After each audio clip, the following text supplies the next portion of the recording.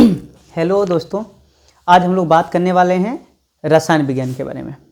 ठीक है, आइए हम लोग बात करते हैं रसायन विज्ञान। तो रसायन विज्ञान को इंग्लिश में क्या बोलते हैं बेटा? केमिस्ट्री बोलते हैं। क्या बोलते हैं? केमिस्ट्री बोलते हैं। केमिस्ट्री शब्द की उत्पत्ति किससे हुई है? केमिया से हुई है।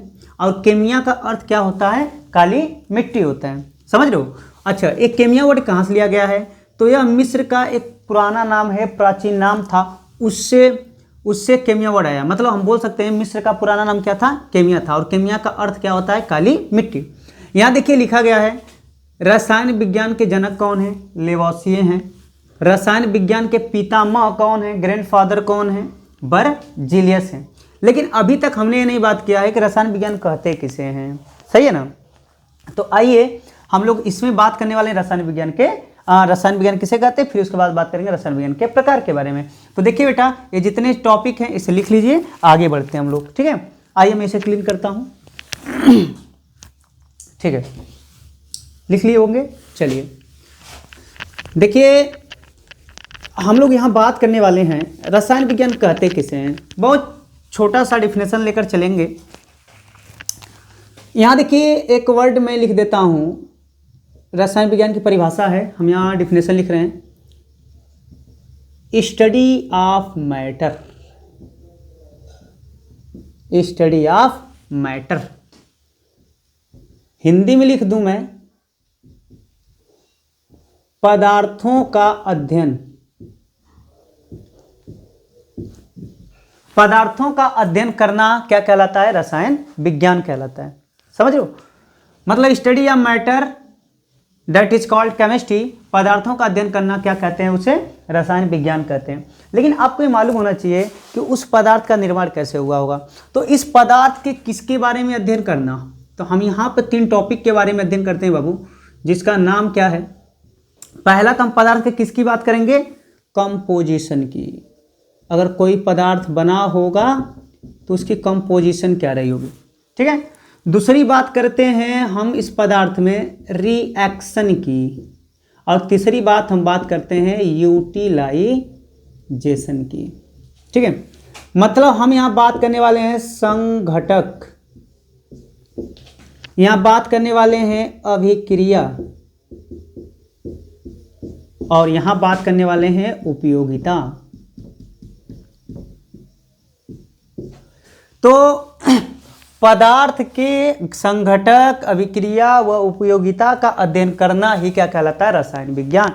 तो इसका मतलब है कि अगर कोई पदार्थ बना होगा तो उसमें कौन कौन भाग लिया होगा? कंपोजिशन और रिएक्शन। सबसे पहले उसमें कितने परसेंट में कुछ रहा होगा? जैसे मान लीजिए आपका अमोनिया बना होगा, जैसे मान लीजिए NH2H2 दोनों रिएक्शन किए होंगे तो आपका क्या बना होगा? NH3 बना होगा, अमोनिया। तो इसका मतलब है कि इसका कंपोजिशन कितना हो रहा होगा? जैसे मान लीजिए, मानकर हम चल रहे हैं, मान लीजिए इसका कंपोजिशन 50% रहा होगा, इसका भी कंपोजिशन कितना रहा होगा? 50%। तो इन दोनों के बीच में जो कंपोजिशन है, परसेंटेज है, वो किसको दर्शाता है? कंपोजिशन को।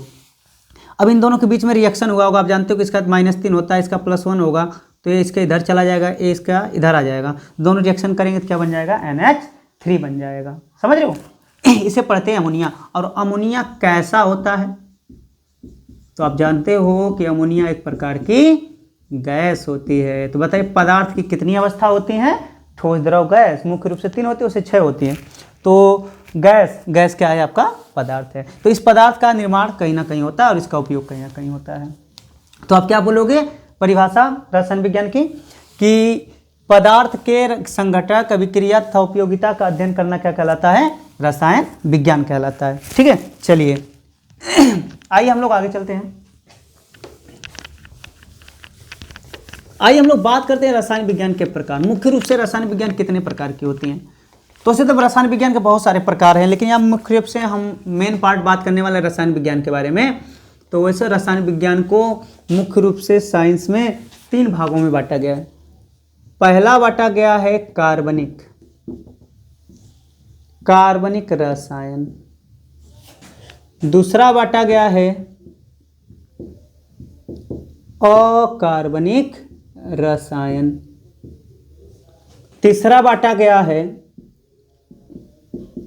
भौतिकीय रसायन। रसायन।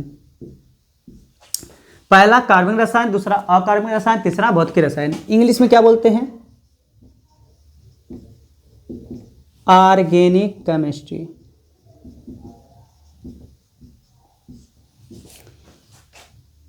इसको हम क्या बोलते हैं?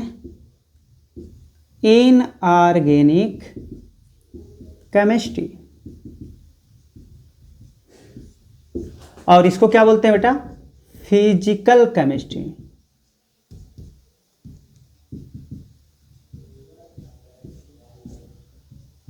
Physical chemistry.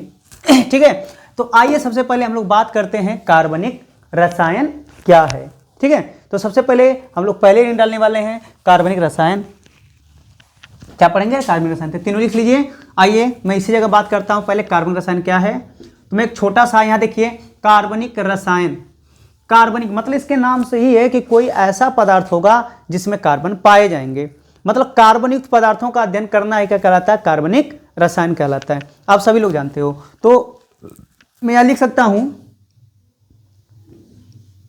कि कार्बन, इससे लिखता हूं मैं, सॉरी, लिखता हूं ऐसे, study of carbon and its compound. Study of carbon and its compound that is called organic chemistry. Carbon तथा उसके यौगिक का अध्ययन करना है, क्या कहलाता है? कार्बनिक रसायन। तो मैं हिंदी में लिख दूं, कार्बन तथा उसके यौगिकों का अध्ययन करना क्या कहलाता है बेटा? कार्बनिक रसायन। कार्बन तथा उसके यौगिकों का अध्ययन करना क्या कहलाता है? कार्बनिक रसायन। इसका मतलब है कि इसके अंतर्गत जितने भी यौगिक आएंगे सब में कार्बन पाया जाएगा। लेकिन कुछ अपवाद भी हैं। क्या हैं? कुछ अपवाद भी हैं। आइए जरा लिखते हैं। इसे लिख लिए क्या? लिख लिए क्या? ठीक है, तो इसका अपवाद में लिखकर चलते हैं भाई। मैं पूरा क्लीन करता हूं। पहले तो इसका एग्जाम्पल लिख लो। कार्बनिक रसायन का एग्जाम्पल लिख लो। हाइड्रोकार्बन। क्या लिखो? हाइड्रोकार्बन। जितने भी हाइड्रोकार्बन हैं सभी क्या हैं? कार्बनिक रसायन हैं। हाइड्रोकार्बन का मतलब जैसे CH4 हुआ, C2H6 हुआ, C3H8 हुआ, है ना, वो सब क्या है? सब हाइड्रोकार्बन है। लेकिन कुछ अपवाद हैं, याद रखिएगा। अपवाद हैं। पहला अपवाद यह है कि कार्बन के जितने भी ऑक्साइड हैं, या इसे लिखता हूं कार्बन के ऑक्साइड। कार्बन के ऑक्साइड किसके गुण दर्शाते हैं? अकार्बनिक रसायन। सोचिए आप कि जितने भी कार्बन के ऑक्साइड होते हैं वो सभी किसके गुण दर्शाते हैं? अकार्बनिक के। जैसे CO3, CO2, CO, CO3, CO2, CO, है ना। और जितने भी धात्विक कार्बोनेट है भी जान जाइए। पहला तो हो गया कार्बन के जितने भी ऑक्साइड हैं वो सब किसके गुण दर्शाएंगे? अकार्बनिक के। और धात्विक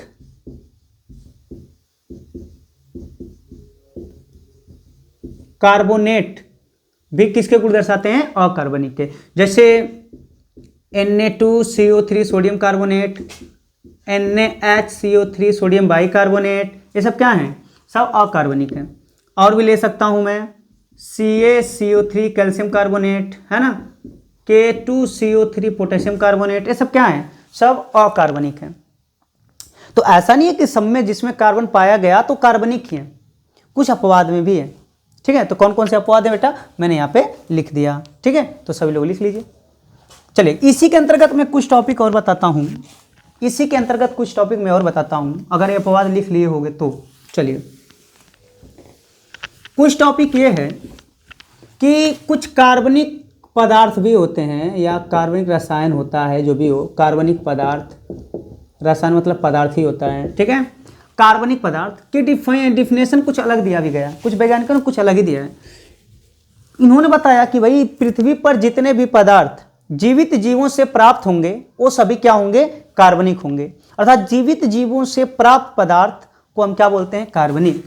तो हम यहाँ लिख सकते हैं कि जीवित जीवों से प्राप्त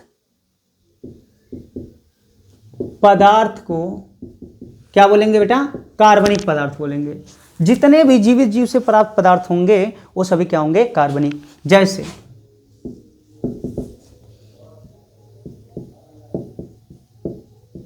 कार्बोहाइड्रेट, ठीक है, जैसे प्रोटीन, जैसे वसा, जैसे विटामिन तथा कुछ अम्ल,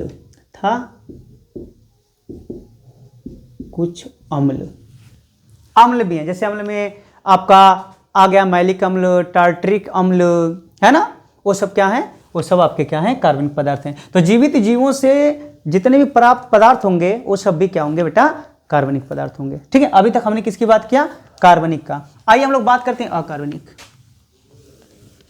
हेडिंग डाल दीजिए अकार्बनिक।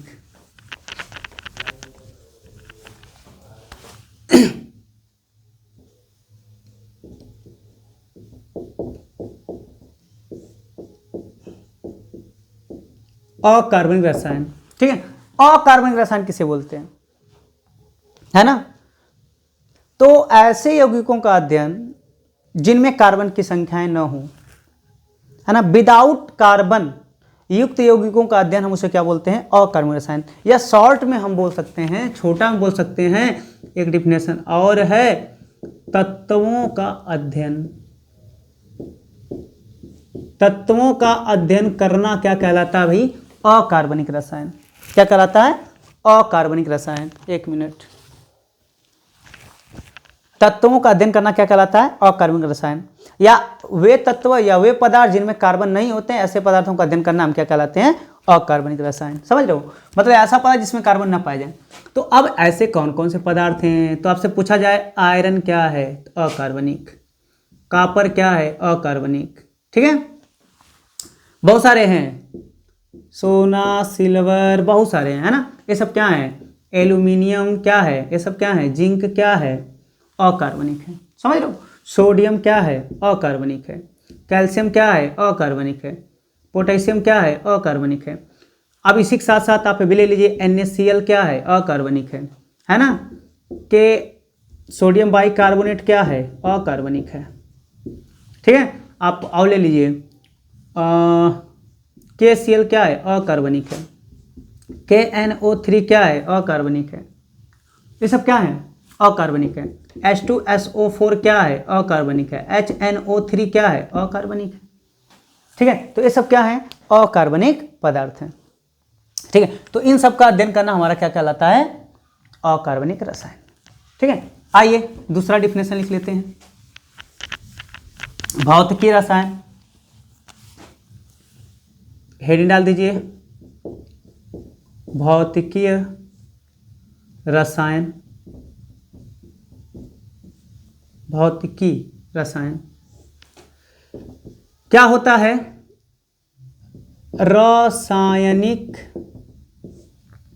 रासायनिक अभिक्रिया के सिद्धांतों का अध्ययन।